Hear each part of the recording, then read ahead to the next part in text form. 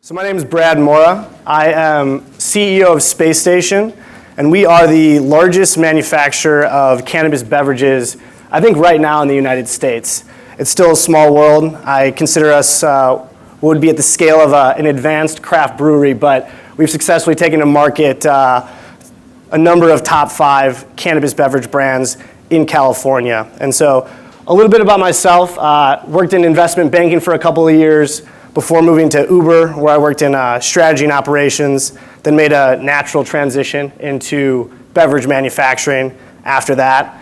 I think the what's important, but I think the who and the how is even more important. So I'd like to take a second to give my dad a shout out. He's sitting in back, but without him, I wouldn't have been able to chase a dream of working in cannabis beverage, which is pretty much every 30-year-old's dream. So definitely thank you to my dad, and at the end of the day, that's what has made working in this industry possible for me. So yeah, thank you.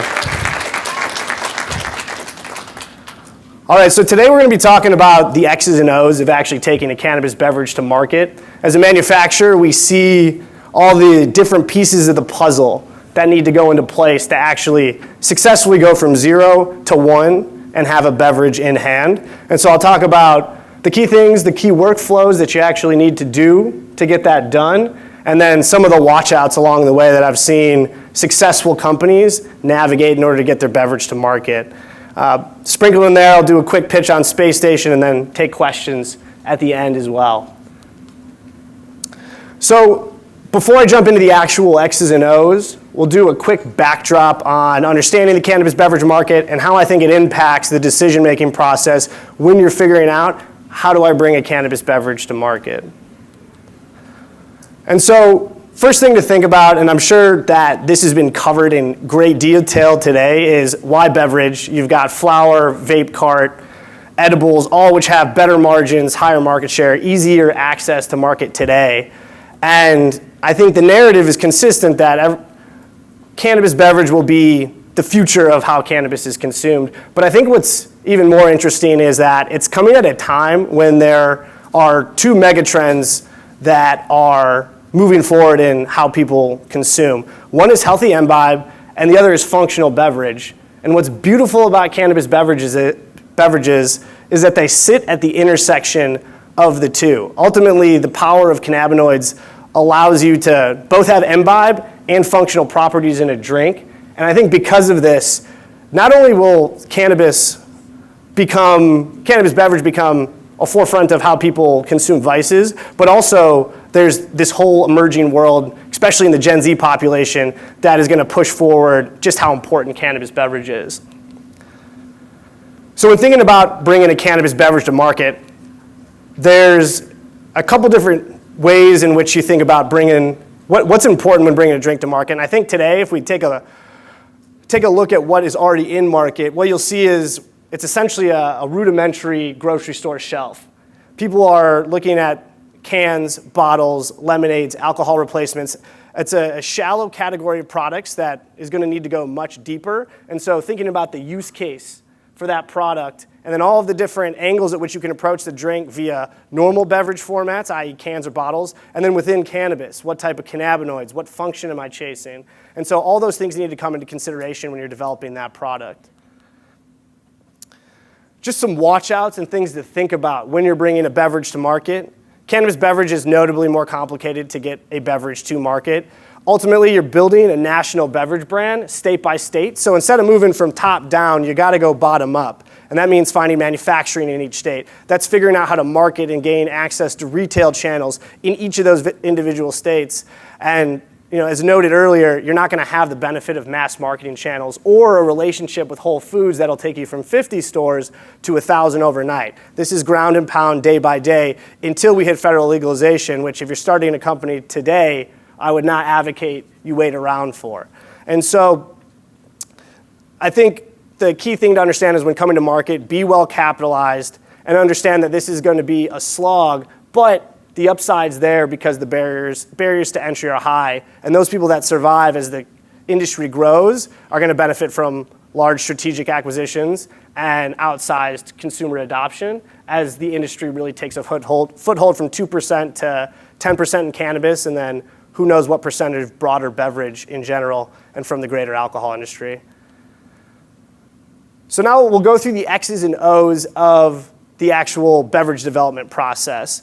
Ultimately, getting a beverage to market is something where you need attention to detail and you need to stay focused on a key set of workflows that all need to happen simultaneously if you want rapid speed to market. I'd say almost every client that we talk to, their number one priority is how fast can I get to market? And so understanding these workflows at the outset, how they interact, and then the time it takes for each of them and those lead times is critical if you want to hit your mark on when you're actually going to bring a drink to market. And so we'll focus on the product development framework today. The 6 workflows on the right are going to be the key critical things to focus on when actually bringing a beverage to market. So the first one, primary packaging. So this is your can, this is your bottle, this is the seam, the cap that goes on top of it. Primary packaging today is dicey. It's the most disrupted part of the supply chain, and ultimately when you're bringing a product to market, this is the first thing that you're going to want to go and source because you're not sure how long it's going to take for your cans to arrive, for your bottles to arrive. Can you get access within the next 4 months because Anheuser-Busch has already ordered all of the 2022 inventory for XYZ can? Then overlay that with the complexity of cannabis emulsion, the actual input, doesn't play friendly with all different packaging formats. Cans oftentimes will absorb the THC into the liner of the can itself, so when you go to drink it, there won't actually be any cannabis in there. So finding the right cans is extremely important. You see similar issues with plastic bottles. You've got oxygen ingresses into the bottle and causes the THC to degrade. That's another watch out as you're going through the packaging process. And so ultimately what I'd say is partner with a broker that understands cannabis packaging and knows the watch outs. And before you put a PO for anything, get samples and test it with the emulsion that you're going to use. Because the last thing you want is a container full of cans on the way that it turns out they're not going to work. Next thing to focus on is beverage formulation. And in cannabis beverage specifically, you want to err on the side of simplicity in your supply chain, because ultimately you need to be solving for having a cannabis beverage manufacturer in multiple states. Unlike Monster, for example, can send all of their inputs to a single co-packer in the Northeast and then get that to the entire US, you're going to have to figure out how to get your raw material inputs to multiple places if you're planning on scaling nationally. And so if you think about having a refrigerated supply chain, for example, if you've got frozen juices that you choose to formulate with, this is going to cause an immense amount of added complexity when trying to figure out how to get that to different places. It's also going to impact your cost structure, and then with COVID, just general supply chain management. This is something I'd say in right now's environment, you want to make sure you optimize for simplicity and scalability when figuring out how to actually formulate your drink. Emulsion selection is going to come down to finding the right partner. At the end of the day, this is not something I would solve on my own if I was bringing a cannabis beverage to market.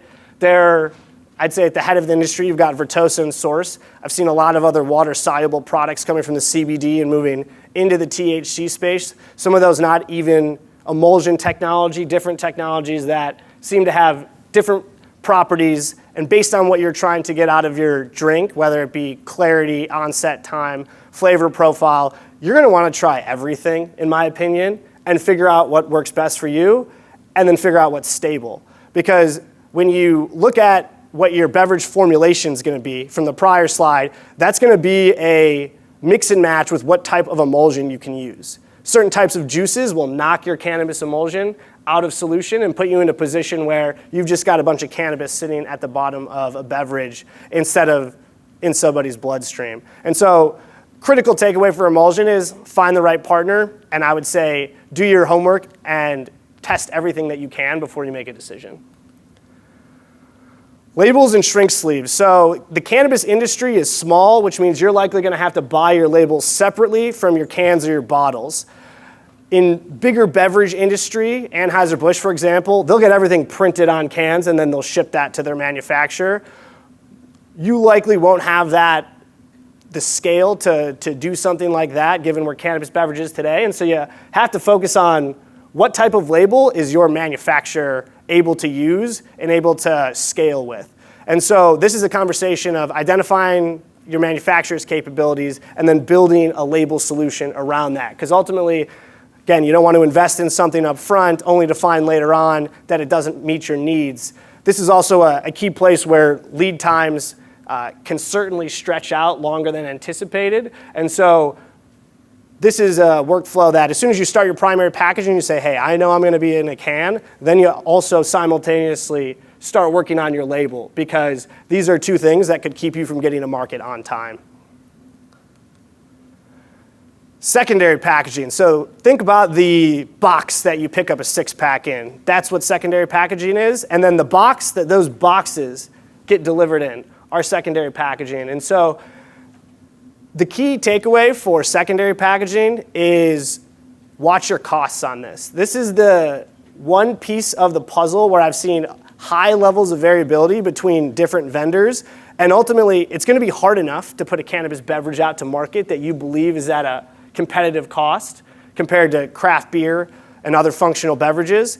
Retail packaging is a place where I've seen people way overshoot, and then all of a sudden, their product has to be way more expensive, otherwise their gross margin is going to be wildly upside down. And so this is another one. Do your homework, talk to multiple vendors, and be careful about costs ramping up at the secondary packaging level. I'll show you a bill of materials in a second, and you'll see one large line item. It's the secondary packaging. It seems friendly at first, and it's a great way to market your product, and so it is important, but that's the key thing that I've seen happen a couple different times that people have brought in drinks to market.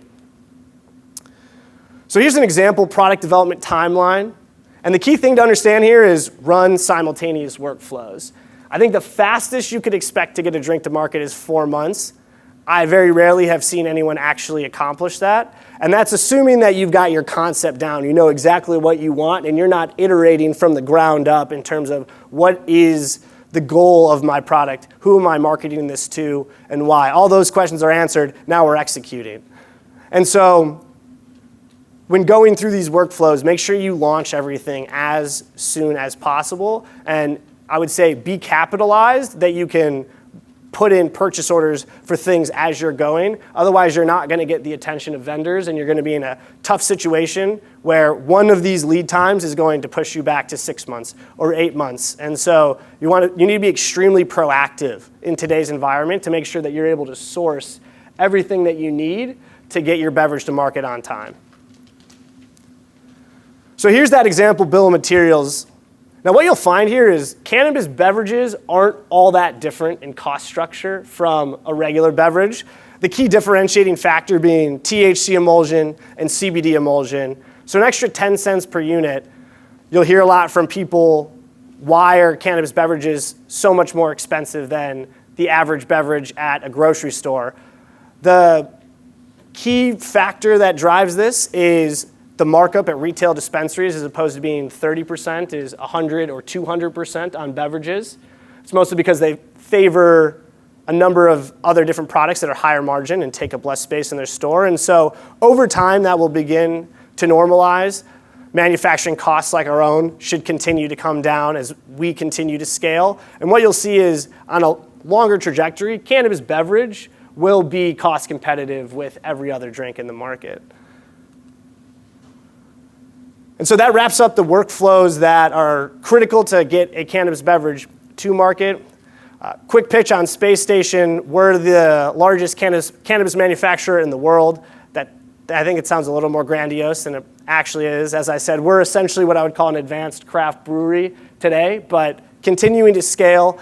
And ultimately, I think the future of cannabis beverage is contingent on manufacturing and distribution infrastructure continuing to scale with the brands that are pushing the industry forward. And so I think it's an exciting time. We're essentially at the beginning of an inflection point, and so we're going to keep pushing forward to provide that scale to the industry, and specifically in California, and then ideally across the United States.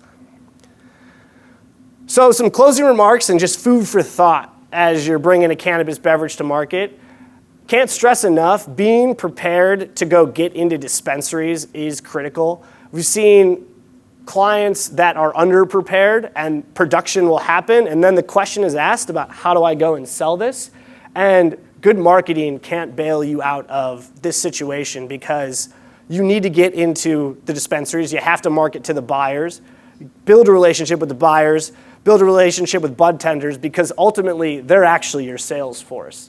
This is especially true in California, but given the limited points of retail that exist in Illinois, Massachusetts, Michigan, anywhere where there's licenses to sell cannabis, which is every state in the US, you're gonna run into the issue of you need to build a presence on the ground to move your product if you wanna be successful. And so ultimately, even finding a good distribution partner has not proven to close that gap for anyone that we've worked with. And it's especially true with beverage because dispensaries would prefer not to take it. Now that's California specific. I know it's friendlier in, as you move east, it essentially gets friendlier. But in California, dispensaries don't want your drinks. And so it's a push in, not a pull. Beyond that, I think everything else is fairly standard with what it takes to build any other brand in any other space, and that's over budget. Know that it's going to be a slog to build the brand. Have contingency planning because either your labels or your cans or your formulation, something's not going to turn out right. And so maintain flexibility when you're figuring out what is my product. And whoever you're working with, it's always people on the other end. And so I would say push your vendors hard, push your partners hard. And the more you ask from them, the more you'll end up getting. And so throughout this process, I can even say, like Spacestation, like the people that come in the hardest and ask for the most end up getting the most, and it's generally a signal of your commitment in what's going to be a slog of an industry to build your business in. And so all that being said, I'm in love with Cannabis Beverage. I think it's going to be the most important functional beverage, form of healthy imbibe. It's going to change the way that people are able to access vices, but then also medicine. And so I'm really looking forward to seeing this industry grow, and I hope a lot of kick-ass brands are going to be coming to market over the next 5 years. All right, that's it.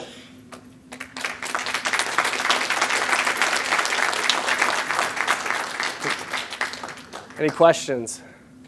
Yes. Out of curiosity, do you have any in-house brands, or is it all primarily contract manufacturing?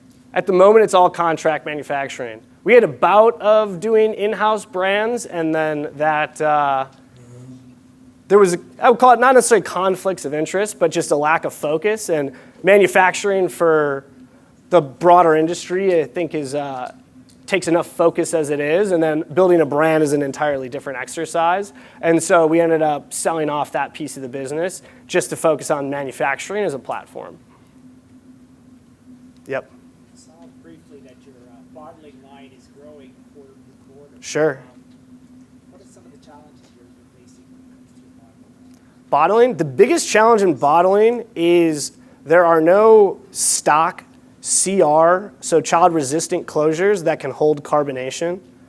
And so without that, you're limited in the form factors that you can produce. I think it's also from a mass market standpoint, bottles are just difficult for dispensaries to handle. And so we do a lot of large format, but I think on the other end, during the sale process, dispensaries are very difficult to deal with and hard to push in volume of product because their shelf space in back is the size of not even like a quarter of this stage. It's a closet essentially. And so instead of having 5 pounds of flour in that back room, they're now going to put in 10 bottles. And so you run into the supply chain, and then the points of retail aren't ready for larger bottle formats. And There's also can excitement is what I would say. Cans just became relevant because the technology of getting cannabis in a can essentially crossed the threshold of usable in the past like 2 years essentially. Before 2019, you couldn't put cannabis in a can, emulsion tech wasn't there. And so there's a rush to get cans out because it's cheaper, easier, and I guess generally aligns with what you see on a beverage shelf in RTDs today. When you say bottle, are you talking about glass, or is that also PET? So mostly glass. Everything we do in glass, except for one client. And PET has been a big issue because PET allows oxygen to go through it. The plastic doesn't keep oxygen out. Oxygen is a huge enemy of THC, and oxidation over time will take your THC and degrade it. So when you go to test that product in 2 months' time, you'll have lost 40% of the cannabis in there. And so plastic providers are working on multi-layer solutions to fix that, and I think with that, the advent of PET will grow. There are also some like sustainability headwinds where people just prefer to be in glass, but it's a supply chain nightmare because it's so heavy. Yeah. Yes? At what point do you accept someone as a client? So at this juncture, proven wherewithal in terms of capitalization is important for us. There's a large cost to onboarding a client for us, just going through all of the interactions on, okay, do the labels make sense? Is this formula commercialized? When we run it for the first time, are there any surprises that we didn't know about that we're learning about now? And so I think capital wherewithal is important to us, and then a go-to-market strategy and proof of that. Are you going to hire a sales team to go move the product? Because we do have products that have sat in our warehouse for 9 months after we produce them, and that's not good for anybody. And so I think there's no 1 foot in cannabis beverage, and like just testing the waters will lead to losing time and money. And so I think it's building up as much dry powder as you can before actually hitting the market. Yeah. Yes. What's your largest supply chain struggle? Is it the physical cans themselves? Physical cans themselves. We seem to have skated away with it every time. Like I've never been in a position yet where the cans weren't available, but I'm still waiting for that day to a certain extent. Because, ultimately it's cans right now. Anheuser-Busch bought up, because of all of the liquid going from on-premise to off-premise, essentially bought up the line time of all major canning producers, which is a very finite number of them, just globally. And so we use sleek cans on our lines as an example, and certain sleek cans have just been totally deprecated because they don't have any time to run them because they're running 12-ounce standard beer cans for people like Anheuser-Busch. Yeah. So going back to the question of how much does it take to become a client, what is that minimum capitalization threshold? I'd say you at least need $250,000 in evidence of having that as a starting point, but with that, a path to scale from there. Because ultimately, the cash flow cycle on cannabis beverages is a nightmare, given the way that an unlicensed brand will come and manufacture their project, they'll license their product to us. That product then goes through a distributor, which goes to a retailer. Those retailers might have 30-day terms. Then those distributors they've gotten a lot better, but it's still, I wouldn't say a highly efficient way in which money moves at this point that then flows back to the business. And so just getting over those first few hurdles, if you were going to tell me that you were going to bootstrap your first few runs of a cannabis brand, I would tell you that that's a bad idea because you'll be sitting waiting for money to come back, and early on that's difficult to do. It's a lot easier too when you have your own salespeople who can go and hustle and make sure that things are being collected. This is California specific, and so Illinois and further east, I think it's probably actually a better situation, but in California, that would be our threshold. Yes? On your bill of materials slide, Yeah. maybe I just missed it. Did you not put in the tolling fee? Yeah, so this is just raw materials. I guess the question is, and then sorry to cut you off. Please. Is tolling fee range as a percentage of your bill of material, the cost of So yeah, I'd say between 30 and 60%. And for us, it comes down substantially with high volumes, but we have to see evidence of that just because on a given day, it's very easy for us to be unprofitable given the volumes that we're running at. Co-packing at this scale, I would say, is one of the, there's little room for error in terms of, if you're not doing a 600,000 case run over the course of a week or 2 weeks, there's a lot more leverage in that than the way we run right now, especially because of testing restrictions. We have to do it like a single batch at a time. We're very sensitive to volume in terms of our pricing. The next question is just in terms of the scalability of the model. Yep. If you have a home run brand, at what point do they get big enough where they don't want to outsource the packing and they want to bring that in-house? Have you guys done any type of sensitivity analysis on what is that magic number? If someone's spending $200,000, $5 million in co-packing, is there a number there that you've heard people talk about? We don't. I think ultimately, if you look at the largest scaled beverage operations in the US, Coca-Cola and Coca-Cola Bottling are two separate companies today. You look at private equity and major consumer funds, the first thing they do when they buy a consumer brand is actually split the brand from its manufacturing base, because capital efficiency is far greater when you can just invest on the brand side of things versus in manufacturing itself. I believe that to be even more true in cannabis beverage because you're less capital efficient in cannabis beverage on every dollar than you are in any other beverage industry where you can market normally. And so with that, I think the risk of unlicensed brands who are also, the other key piece of that is 280E, which is the federal law basically saying that if you're a licensed cannabis manufacturer, you can't have any sales, anything below COGS basically isn't deducted from your tax revenue. And so if I'm an unlicensed brand, take Can for example, I don't necessarily want to go out and start building manufacturing, because if the federal government then decides that I am attached to that cannabis license somehow, they're going to say I owe way more in taxes than I did before. And so right now we bear the burden of that tax, but we're able to do so. It makes more sense in our model. So I don't think any of the brands are going to be rushing to vertically integrate their infrastructure because it's going to be a huge tax burden as well. Yes? So that's really interesting. What that does is it begs the question in terms of the space station. Will the space station now be moving out to manufacture the brands in new territories and states? That certainly is on the radar. It's easier said than done. California has taken a lot of time and attention. We've looked at that, and it's a function of, like in California, I believe that at this moment, there's really only room for one space station to be successful just based on the total volume of beverages that are run in the state. If you want to provide even reasonable pricing to the clients that you're working with. And so it's a little bit of a chicken or the egg of when is Illinois ready for a scaled co-manufacturing platform. If we come and build it, who bears the burden if we're a little early, which was almost the case in California, to be totally honest.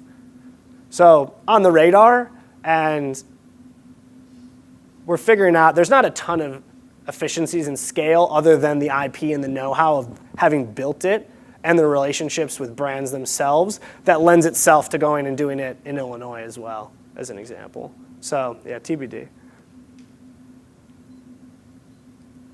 Excellent. Well, thank you.